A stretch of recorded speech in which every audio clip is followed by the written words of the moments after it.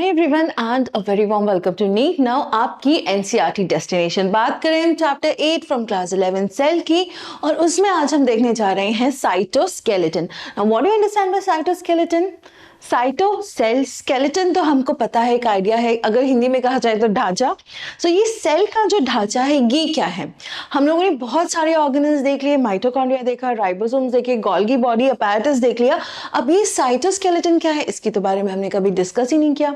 In fact अगर हम अपनी छोटी क्लासेस की तरफ भी ध्यान ले जाएं तो वहां पे भी आज सच कोई स्ट्रक्चर नहीं बताया था, और यही जानने के लिए आज का वीडियो आपके लिए देखना बहुत जरूरी है। So stay tuned, also subscribe and press the bell icon, ताकि जब भी कोई वीडियो आए आप तक नोटिफिकेशन इसकी जरूर आ जाए।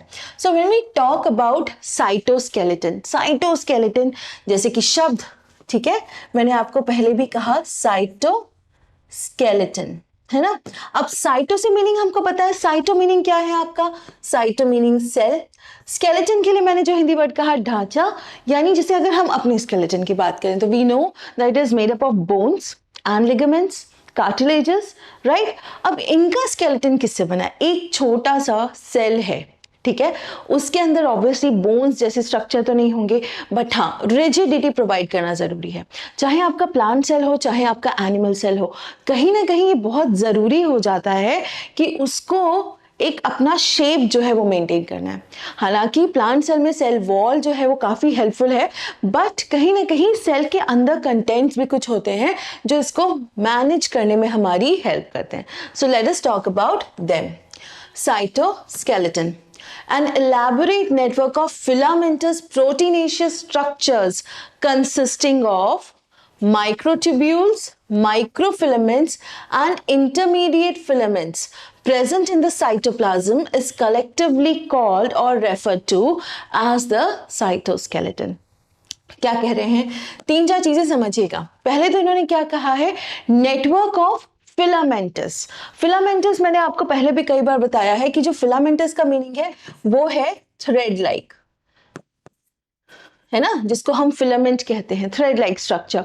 सो आपका यहाँ पे फिलामेंट्स का बना हुआ है एक चीज, यानी थ्रेड लाइक है, कुछ लंबा सा है, ठीक है। प्रोटीनेशियस यानी कि बना किससे है? कंपोनेंट मेजर कौन सा है आपका? Protein, right. मेजर कंपोनेंट कौन सा हो गया? प्रोटीन हो गया। स्ट्रक्चर्स कंसिस्टिंग ऑफ, ठीक है, ये तो हमें बता दिए, बट ये जो फिलामेंट्स हैं ये भी थोड़े अलग अलग टाइप के हैं। तो जो अलग अलग टाइप के फिलामेंट्स हैं ये कौन कौन से हैं ये जानते हैं। पहला कह रहा है माइक्रोट्यूब्यूल्स, माइक्रो यानी वेरी स्मॉल, ट्यूब्यूल्स क्या हुए? Tube like structure. सेकेंड है माइक्रोफिलामेंट्स, फिलामेंट्स भी हमको पता है, ठीक है, एंड इंटरमीडिएट फिलामेंट्स, ठीक है। अब ये क्या कहना चाह रहे हैं? जो ये कहना चाह रहे हो समझिए। For example this is your cell, ठीक है, and this is your nucleus, right. ये हो गया आपका न्यूक्लियस। तो आपके जो फिलामेंट्स हैं, माइक्रो फिलामेंट्स हैं, माइक्रो और इंटरमीडिएट हैं, वो कुछ इस तरीके से स्कैटर्ड होते हैं, ठीक है, जैसे आपके समझ लीजिए बाउंड्री की तरह होते हैं। इनमें कुछ होते हैं इंटरमीडिएट फिलामेंट्स जो थोड़े से लंबे होते हैं और बाकी सबसे जुड़े होंगे। सो इस तरीके का जो आपका स्ट्रक्चर है जो थ्रू आउट हम कह सकते हैं सेल के प्रेजेंट है, ठीक है, इस तरीके से। So these are known as your microfilaments, ठीक है। इसी में जो लंबी हैं, जिनसे और ज्यादा फिलामेंट्स अटैच्ड है, माइक्रो फिलामेंट्स, उनको हम कहेंगे इंटरमीडिएट फिलामेंट्स, ठीक है, या इंटरमीडिएरी भी मिल जाएगा आपको कहीं कहीं। सो ये हो गया इंटरमीडिएरी। अब एक चीज और मेंशन की है, और वो चीज है आपकी माइक्रोट्यूब्यूल्स। ये इस तरीके से स्ट्रक्चर होता है और इससे इस तरीके के ट्यूब्स लाइक स्ट्रक्चर जो हैं वो निकले हुए होते हैं, ठीक है। सो ये हो गए आपके माइक्रोट्यूब्यूल्स इस तरीके से।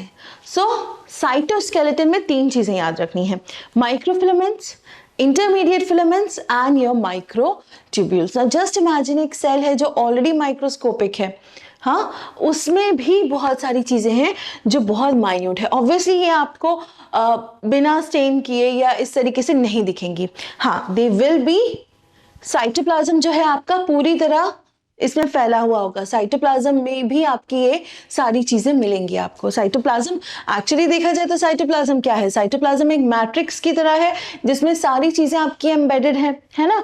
सो आपका ये जो स्ट्रक्चर है, चाहे आपका माइक्रोफिलामेंट हो, चाहे आपके माइक्रोट्यूब्यूल्स हो, वो भी आपके कहाँ मिलेंगे? आपको साइटोप्लाज्म के अंदर। The cytoskeleton of cell are involved in many functions such as mechanical support, motility, maintenance of the shape of the cell.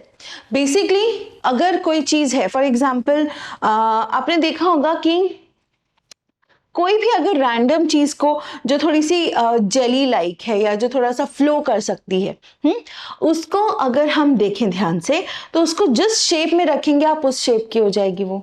अगर आप उसको एक बाउल में रख देते हैं वो उस तरीके का शेप ले लेगी, अगर आप एक ट्यूब में फिल कर देते हैं तो वो ट्यूब का शेप ले लेगी। सो इसी तरीके से आपका साइटोप्लाज्म भी होता है, वो किसी भी तरीके का शेप ले लेगा।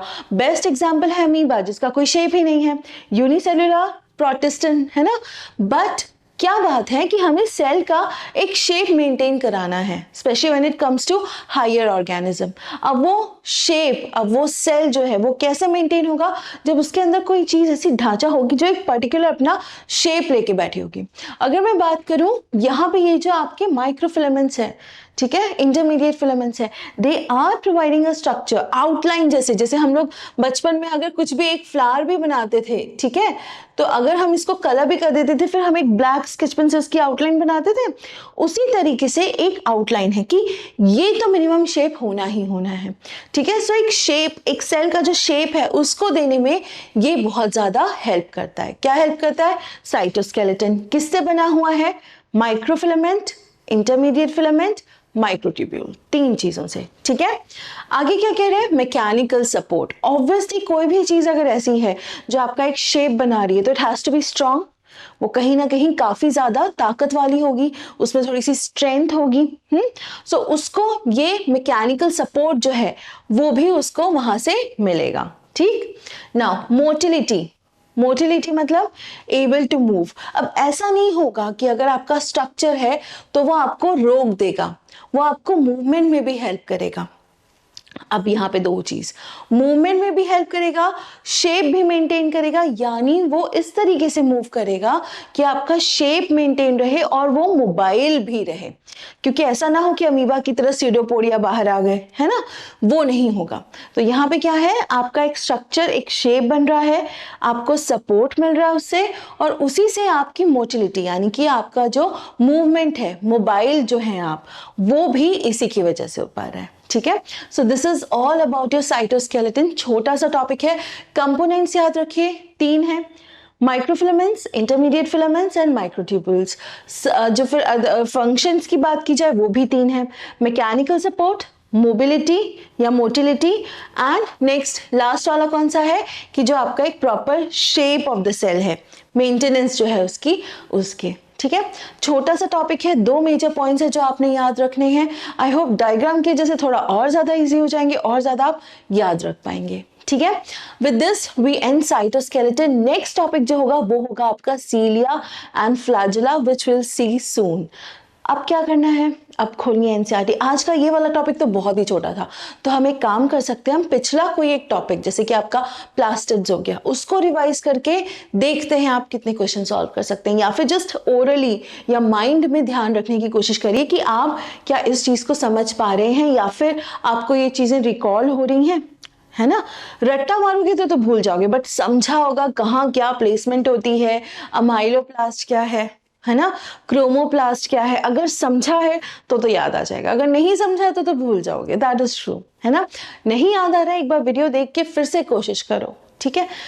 ये चीज कंटिन्यूस क्यों करनी है?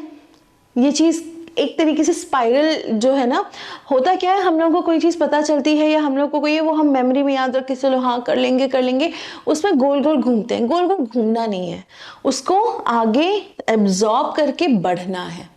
तो वो कब होगा? जब पढ़ाई करेंगे, ठीक है। सो स्टडीज पे एकदम फोकस्ड रहिए, ठीक है, बिकॉज स्टडीज ही हैं जो आपको यहाँ से वहां ले जाएंगी। वहां से यहाँ आने के लिए जो है ना स्टडीज नहीं करनी है, और यहाँ से और पीछे जाना है तो छोड़ ही दीजिए, कोई मतलब नहीं बनता, बट हमको आगे जाना है ना, इसीलिए do the studies properly, read, question solve करिए, क्वेश्चन खुद बनाइए, सोचिए क्या क्या ऑप्शंस हो सकते हैं। अगर समझ में नहीं आया है कमेंट करके मुझे बताइए। If you have any issues do let me know. I will see you soon with cilia and flagella. तब तक make sure you have subscribe to the channel and also bell icon भी प्रेस कर लें। हमको आपकी कमेंट्स का wait रहता है। I really look forward to your beautiful comments and they make us really happy. ठीक है, सो मैं आपसे जल्दी मिलूंगी। तब तक पढ़ते रहिए, क्वेश्चन सॉल्व करिए, ध्यान रखिए। Thank you.